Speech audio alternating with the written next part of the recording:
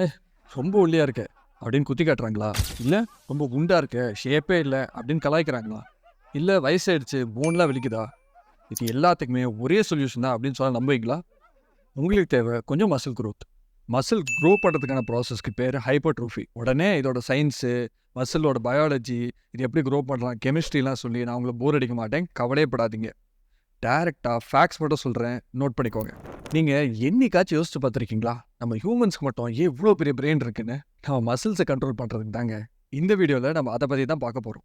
Muscle grow பண்ணுறதுக்கு எப்படி work out பண்ணணும், என்ன சாப்பிடணும், என்ன சப்ளிமெண்ட்ஸ் எடுத்துக்கணும், இது தவிர வேறு என்னெல்லாம் பண்ணலாம்? நான் சொல்ல போகிற இந்த டிப்ஸ் அண்ட் ட்ரிக்ஸ்லாம் கேட்டிங்கன்னா, ஒரு பாடி பில்டர் மாதிரி இல்லாட்டி கூட சூர்யா மாதிரியோ இல்லை சமந்தா மாதிரியோ கண்டிப்பாக ஆயிடலாம். இருங்க சூர்யா உங்கள் ஃபேவரட் இல்லையா? உங்களுக்கு யார் பிடிக்குமோ அவங்கள போட்டுக்கோங்க. எஸ் எஸ் ரைமிங் அதான்.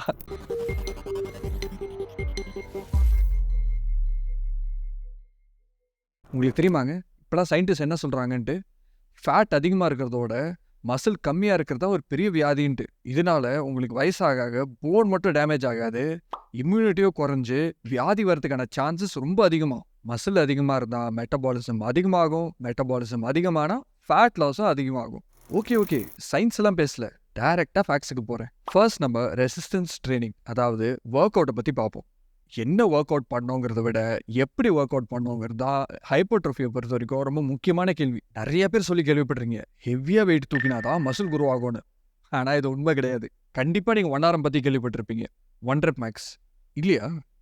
1 rep மேக்ஸ்னா ஒரு ரெப் பர்ஃபெக்ட் ஃபார்மில் உங்களால் எவ்வளோ வெயிட் தூக்க முடியுமோ அதுதான் 1 rep max of a particular exercise.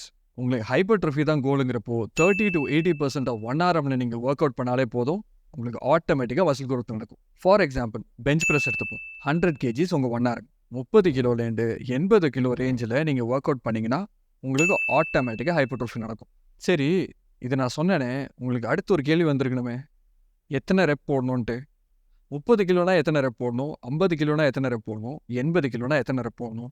30% of the weight போடுறப்போ ஹை ரெப்பும், 80% ஆஃப் த வெயிட் போடுறப்போ லோ ரெப்பும் போட்டால் தான் க்ளோஸ் டு ஃபெயிலியர் போவீங்க. இருங்க வீடியோ மாற்றாதீங்க, எக்ஸ்பிளைன் பண்ணுற. க்ளோஸ் டு ஃபெயிலியர்னால் என்ன?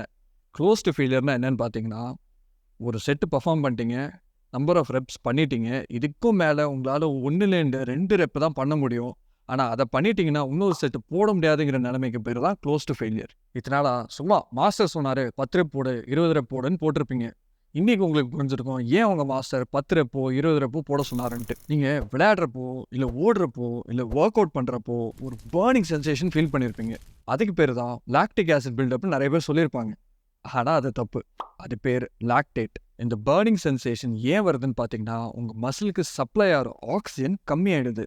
லாக்டேட் ஆக்சுவலாக உங்களை இன்னும் புஷ் பண்ணி ஒர்க் அவுட் பண்ணுறதுக்கு ஹெல்ப் பண்ணுது. இப்போ ஏன் சம்மந்தமே இல்லாமல் லாக்டேட்டை பற்றி பேசுகிறேன்னு நீங்கள் நினைக்கலாம்.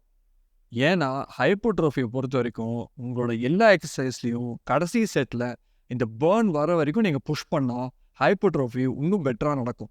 சரி ரொம்ப குழப்பிட்டே நினைக்கிறேன். சம்ரைஸ் பண்ணுவோம். வெயிட்டை பொறுத்த வரைக்கும் 30 to 80% 1 hour. ரெப்ஸை பொறுத்த வரைக்கும் 30%ல் இருக்கிறப்போ ஹை ரெப், 80%ல் இருக்கிறப்போ லோ ரெப். கடைசி செட்டில் மட்டும் கொஞ்சம் பேர்ன் வர அளவுக்கு புஷ் பண்ணுங்க. ஆமாம், எல்லாம் கேட்டிங்களே, இத்தனை நேரமாக செட்டுங்கிறேன்னு எத்தனை செட்டுன்னு கேட்டிங்கன்னா என்ன? நீங்கள் இப்போ தான் ஃபர்ஸ்ட் டைம் ஒர்க் அவுட் பண்ணுறீங்க, இல்லை ஒரு பெரிய பிரேக்குக்கு அப்புறம் இப்போ தான் ஜிம்முக்கு திருப்பி வந்திருக்கீங்க, இல்லை அவ்வளோ கன்சிஸ்டண்ட்டாக ஜிம்முக்கு போக மாட்டீங்க அப்படின்னா 5-15 sets per muscle group per week பண்ணணும். இல்லை நான் ரெகுலராக ஜிம்முக்கு போவேன் அப்படின்னீங்கன்னா 5-20 to 25 sets கூட பண்ணலாம் per muscle group per week. என்ன கோச் ரேஞ்செல்லாம் சொல்கிறீங்க, 5 போடணுமா 15 போடணுமா அப்படின்னு நீங்கள் என்கிட்ட கேட்டிங்கன்னா அதுக்கான பதில் என்கிட்ட இல்லை, ஆக்சுவலாக உங்ககிட்ட தான் இருக்குது. இதுக்கு நீங்கள் நியூரோ மஸ்குலர் கண்ட்ரோலை பற்றி தெரிஞ்சிருக்கணும். ஒன்றும் காம்ப்ளிகேட்டட்லாம் கிடையாது. மைண்ட் மசில் கனெக்ஷன் கேள்விப்பட்டிருக்கீங்களா ஜிம்மில்? அதுதான் இது. நியூரோ மஸ்குலர் கண்ட்ரோல் அதிகமாக இருந்தால் கம்மியான செட் போட்டால் போதும், நியூரோ மஸ்குலர் கண்ட்ரோல் கம்மியாக இருந்தால் அதிகமான செட் போடணும். இப்போ நீங்கள் ஒரு எக்ஸசைஸ் பண்ணுறப்போ ஃபார் எக்ஸாம்பிள் பைசெப் கர்ல் பண்ணுறீங்கன்னா உங்கள் பைசெப் கண்ட்ராக்ட் ஆகும். இதே எக்ஸசைஸ் பண்ணாமல் வெறும் மைண்டால் யோசிச்சே கண்ட்ராக்ட் பண்ண முடியும். ட்ரை பண்ணி பாருங்கள். எந்தெந்த மசிலுக்கெல்லாம் அதிகமாக உங்களால் கண்ட்ராக்ட் பண்ண முடியுதோ மைண்டாலேயே, அங்கெல்லாம் உங்களுக்கு நியூரோ மஸ்குலர் கண்ட்ராக்ஷன், அதாவது மைண்ட் மசில் கனெக்ஷன் இன்னும் சூப்பராக இருக்குன்னு அர்த்தம். எங்கெல்லாம் உங்களால் அவ்வளோவா கான்ட்ராக்ட் பண்ண முடியலையோ அந்தந்த மசில் குரூப்ஸ் எல்லாம் உங்களுக்கு மைண்ட் மசில் கனெக்ஷன் கம்மியாக இருக்குன்னு அர்த்தம். அப்படின்னா என்ன அர்த்தம்? மைண்ட் மசில் கனெக்ஷன் அதிகமாக இருந்தால் கம்மியான செட்ஸ், மைண்ட் மசில் கனெக்ஷன் கம்மியாக இருந்தால் அதிகமான செட்ஸ் போடணும். எக்ஸசைஸ் செலெக்ஷனை பொறுத்த வரைக்கும் ஹைப்பர்ட்ரோஃபி தான் என்னுடைய அப்படின்னீங்கன்னா ஃபர்ஸ்ட் ஐசோலேஷன் எக்ஸசைசஸ் முடிச்சுட்டு காம்பவுண்ட் எக்ஸசைஸ் அப்புறமா பண்ணுங்க. ஃபார் எக்ஸாம்பிள், உங்களுக்கு வாட்டர் ஸ்டெப் வளர்க்கணும்னா ஃபர்ஸ்ட் ஒரு லெக் எக்ஸ்டென்ஷன் பண்ணிவிட்டு அதுக்கப்புறமா காம்பவுண்ட் எக்ஸசைஸான ஸ்குவாட்ஸ் பண்ணுங்க. Sponsored segment.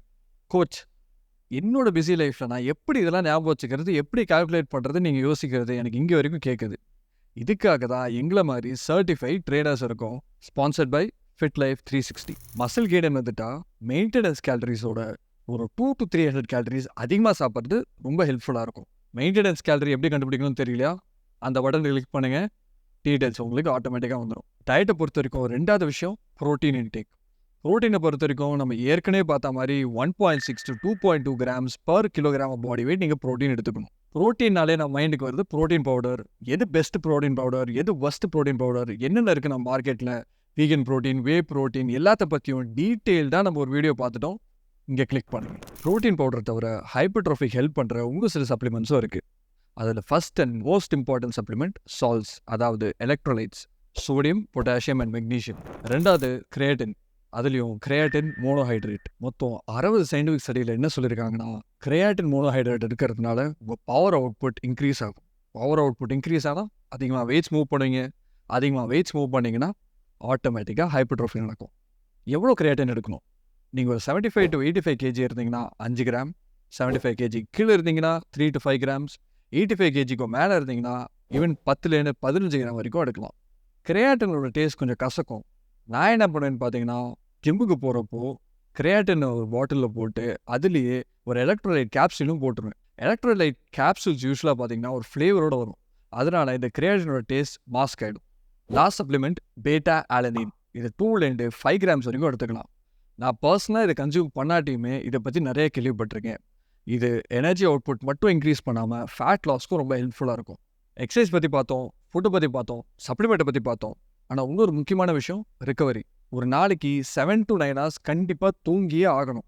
அப்போ தான் ரிகவர் ஆகும், அப்போ தான் மசில் க்ரோத் ஆகும். இந்த வீடியோவை பார்த்துட்டு உங்களுக்கு நிறைய டவுட்ஸ் வந்திருக்கும்னு எனக்கு தெரியும். கவலையப்படாதீங்க, கன்சிஸ்டண்ட்டாக நாங்கள் வீடியோ போட்டுக்கிட்டே தான் இருக்க போகிறோம்.